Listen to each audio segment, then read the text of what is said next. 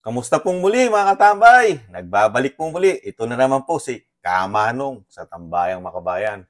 Ito po, nagkukomento po tayo ulit. Kung meron po tayong kukomentuhan, ito po isa na naman pong talagang sinasabi nilang pangarap ng Pangulo sa ating bansa.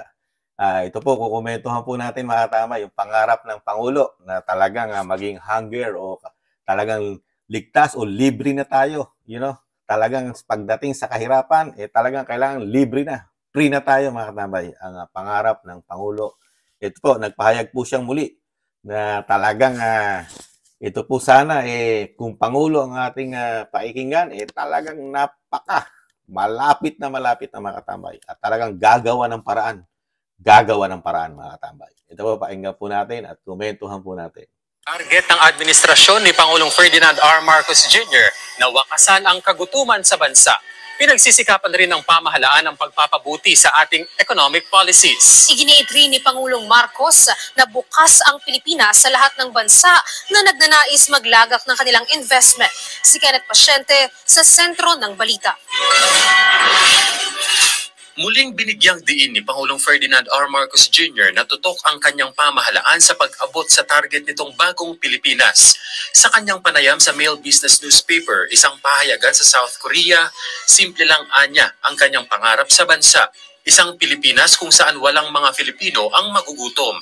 At yan anya ang sinisikap na maabot ng administrasyon. Ipinunto ng Pangulo na hindi na maaaring bumalik sa dati ang Pilipinas at gawin ang mga nakasanayan nito at umasa sa magandang resulta. Dahilan anya kaya tuloy ang pagsusumikap ng pamahalaan na baguhin ang paraan kung paano makipagnegosyo ang Pilipinas. Yan anya ay sa pamamagitan ng pagpapabuti sa economic policies para sa mas mataas na investment at kalakalan. Kaya umaasa ang punong ehekutibo na mababago ang Pilipinas para maging handaan niya ito sa susunod na 50 taon. Magiging posible anya ito dahil sa Filipino workforce na pinakamalaking asset ng bansa. Tutok din anya ang pamahalaan sa digital space at target na sanayin ng mga Filipinong manggagawa para maging handa sila sa modern labor market. Sa naturang panayam, inihayag din ni Pangulong Marcos Jr. ang matatag na diplomatic relations ng Pilipinas at South Korea. Kaya tuloy ang pagsisikap ng dalawang bansa para mas maitaguyod pa ang ugnayang ito na kapwa mapapakinabangan ng Pilipinas at SOCOR. Sinabi pa ng Pangulo na itinutulak ng bansa ang mas malawak na pakikipagkalakalan sa SOCOR na makakapagpalakas pa ng kooperasyon ng dalawang bansa. Katunayan, umaasa si Pangulong Marcos Jr. na mararatipikahan ngayong taon ang Free Trade Agreement ng SOCOR at Pilipinas. Ang FTA ay kasunduan sa pagitan ng dalawang bansa na magbabawas sa mga hadlang sa imports at exports sa pagitan ng mga ito. Giit ng Pangulo, natutunan ng Pilipinas noong panahon ng pandemic kung gaano kahalaga ang kalakalan para mapanatili ang supply ng mga pangangailangan ng publiko. Kasalukuyan din anya ang negosasyon ng Pilipinas sa Korea para sa isang kasunduan para payagan ang mga produkto ng Pilipinas na makapasok sa SOCOR ng walang tax. Sa kabila niyan, nilinaw ng Pangulo na hindi naman nililimitahan ng bansa ang investors. Giit niya, bukas din ang mga economic zones ng Pilipinas sa lahat ng bansa na nais maglagak ng puhunan kung saan maaari silang makakuha ng iba't ibang incentives. Natalakay din ng punong ehekutibo ang kasalukuyang pagdevelop ng bansa sa Clark City at nakikita niya ito bilang isang kaaya-ayang business at investment destination. Kaya naman tuloy din ang pagsisikap ng pamahalaan na matapos ang Luzon Economic Corridor sa lalong madaling panahon para mapataas pa ang economic status ng Pilipinas. Kenneth Pasyente, para sa Pambansang TV. Yan po mga katambay, nakita po natin talagang tayo ay magiging proud dahil nakita po natin ang pangarap ng ating Pangulo sa ating mga Pilipino na wala nang magugutom.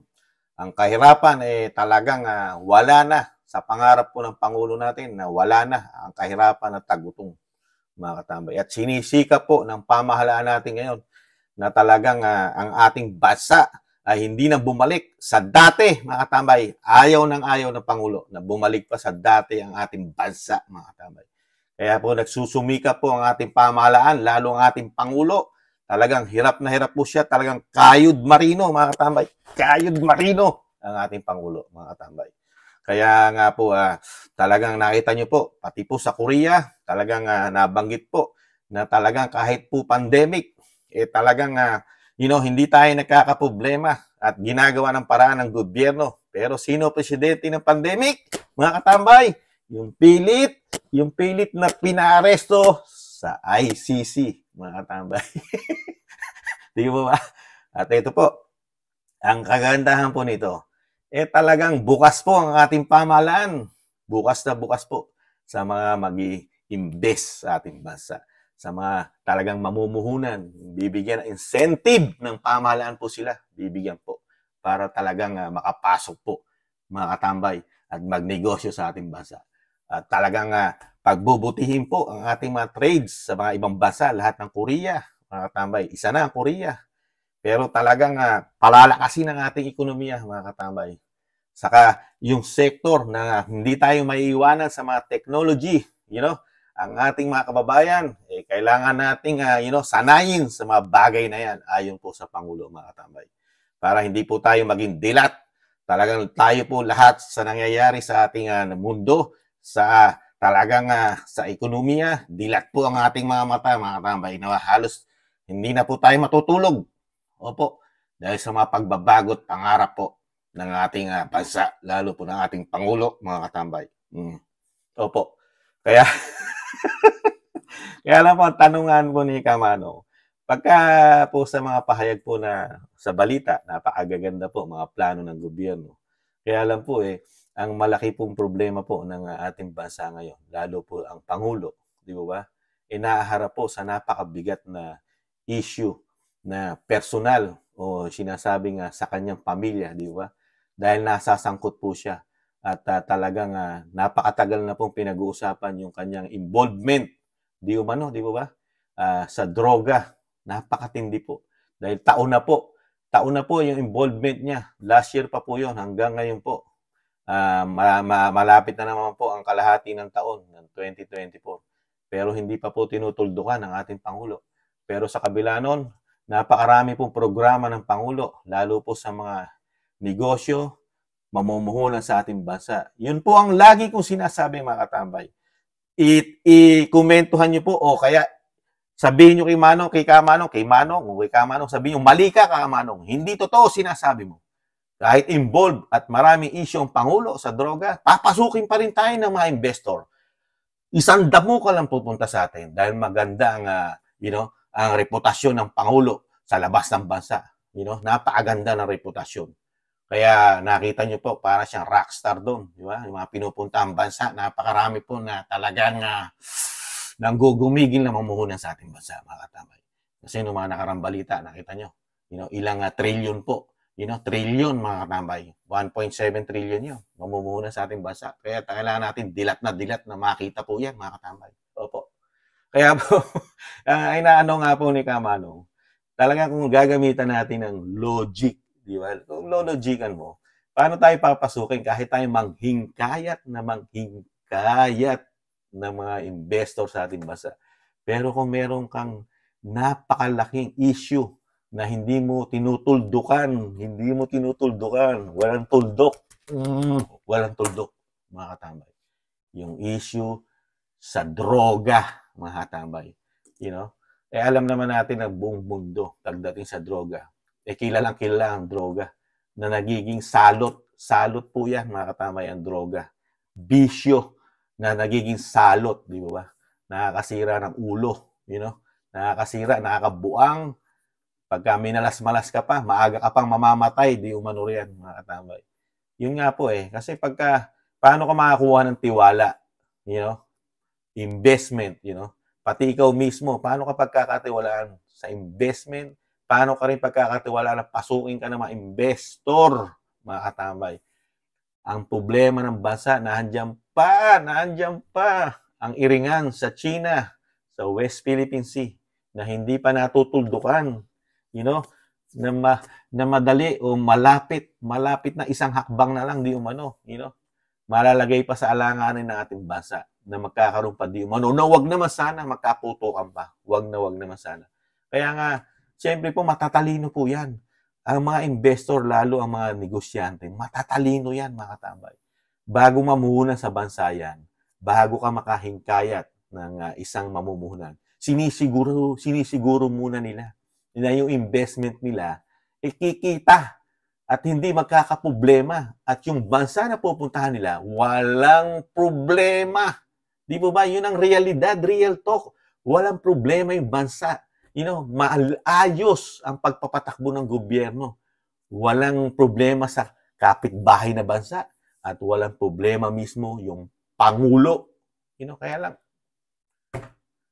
wala tayong magagawa mga tambay. Hindi natin alam ang diskarte ng ating Pangulo kung kailan niya po sasagutin at ililinisin ang kanyang pangalan. Pag kasi nalinis niya ang pangalan niya, malilinis na sa buong mundo yun, mga tambay. Mawawala na po yung issue na nasa balikat niya sa kanyang pamilya about sa droga, mga katambay, droga. Kaya sa tingin ni Kamanong, komento ni Kamanong, mahirap umangat ang ating bansa. Pagka ganito po ang nangyayari na meron kang issue, sinasabi mo nga, tinutugunan mo yung mga issue ng kahirapan at ekonomiya ng bansa. Pero yung issue sa yung personal hindi mo matugunan. Hindi mo maayos. Pero yung bansa gusto mong ayusin. Gusto mong ayusin ang kahirapan. Bigyan ng maganda ekonomiya. Pero yung personal mo, ayaw mong ayusin. Mga katambay. Real talk, Kaya abangan na lang po natin, mga katambay. Pati po itong mga pinapahayag po ng balita na talagang very proud po, na talagang parang nahando na. Yung ekonomiya natin, nandyan na. Pataas na ng pataas, palaki ng palaki. Na tayong makikinabang mga Pilipino. Pero hindi pa natin nararamdaman. Wala pa tayong nararamdaman, mga katambay. Ang nakakaramdam lang sa ating bansa, mga politiko, sila ramdam nila. Daw yata. Dahil pagka sa kamera sila nagsalita sila sa kamera, ramdam na ramdam nila yung pagbabago ng ating bansa. Ramdam na ramdam nila, mga katambay. Pero yung mahihirap, tanungin po natin yung mahihirap kung nararamdaman din nila o pareha sila ng pakiramdam ng mga politiko sa kamera. Para magkaroon po tayo ng basihan.